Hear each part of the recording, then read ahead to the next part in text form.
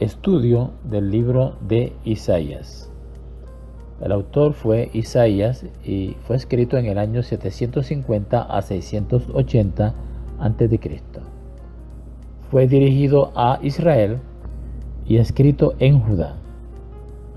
Este libro fue escrito en una época agitada. El pueblo se había alejado de la religión y se habían corrompido. El profeta Isaías predijo la cautividad babilónica tanto para Israel como para Judá, pero también profetizó el regreso de los exilados y la venida del Mesías. En los capítulos 9, 11 y 53 se encuentran las dramáticas descripciones de Cristo y de su reino, escritos más de 500 años antes del tiempo de Cristo. El libro de Isaías es una de las grandes obras maestras del mundo. Escrito por una persona educada en un buen hebreo, contiene un elevado espíritu y un sentimiento ferviente y una vívida imaginación. Está citado en el Nuevo Testamento en más ocasiones que cualquier otro libro. Su género de literatura es cronológico, poético, profético y puede decirse también que histórico.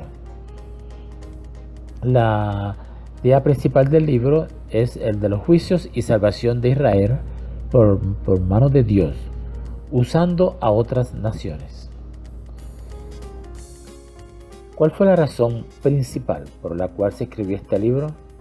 Es la exhortación al rey Ezequías, profecía de juicio a la desobediencia, el anuncio del Mesías y mostrar la salvación para el nuevo Israel. Palabras clave en el libro: remanente, Israel, Judá, Samaria, Asiria, el Santo de Israel, Jehová de los ejércitos. O sea, ministró en Jerusalén y sus alrededores como un profeta de Judá durante los reinados de 4 reyes de Judá: Usías, Jotam, Acaz y Ezequías. Evidentemente venía de una familia de cierto rango porque tuvo acceso fácil al rey y cercanía a un sacerdote. Esto lo encontramos en el capítulo 7, versículo 3 y el capítulo 8, versículo 2. Él era casado y tenía 2 hijos que llevaban nombres simbólicos. Isaías fue contemporáneo de Oseas y Miqueas. Su estilo de escritura no tiene rival en su versatilidad de expresión, brillantez de simbolismos y riqueza de vocabulario.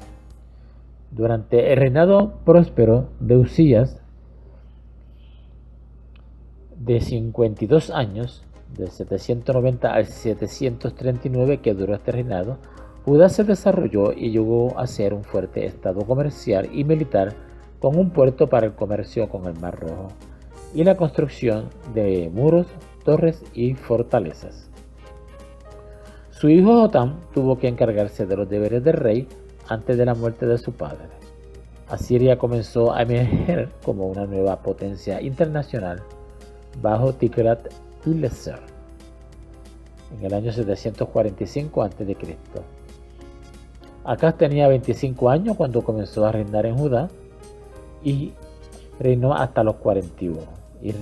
Israel y Siria formaron una alianza para combatir la amenaza asiria que se incrementaba. Ezequías comenzó su reinado sobre Judá en el 715 a.C. y continuó por 29 años. La reforma era una prioridad cuando se volvió rey. Segunda Reyes, capítulo 18, versículo 4.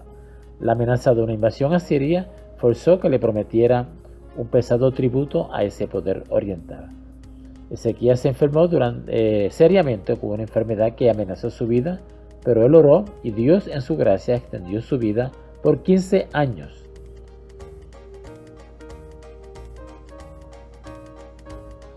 Llamado el profeta mesiánico, por cuanto estaba profundamente compenetrado de la idea de que su pueblo había de ser una nación mesiánica ante el mundo.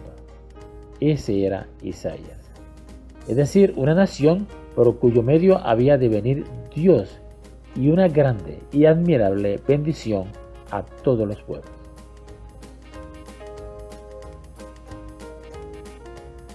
Isaías profetizó durante el periodo del reino dividido, dirigiendo el mayor enfoque de su mensaje al reino sureño de Judá.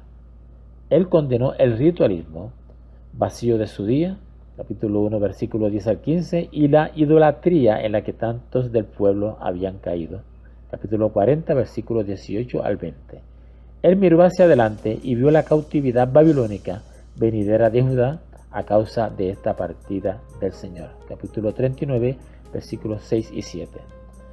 El cumplimiento de algunas de sus profecías durante su vida proveyó sus credenciales para la posición profética. El esfuerzo de Sennacherib por tomar Jerusalén fracasó tal como Isaías había dicho que sucedería en el capítulo 37, versículos 6 y 7.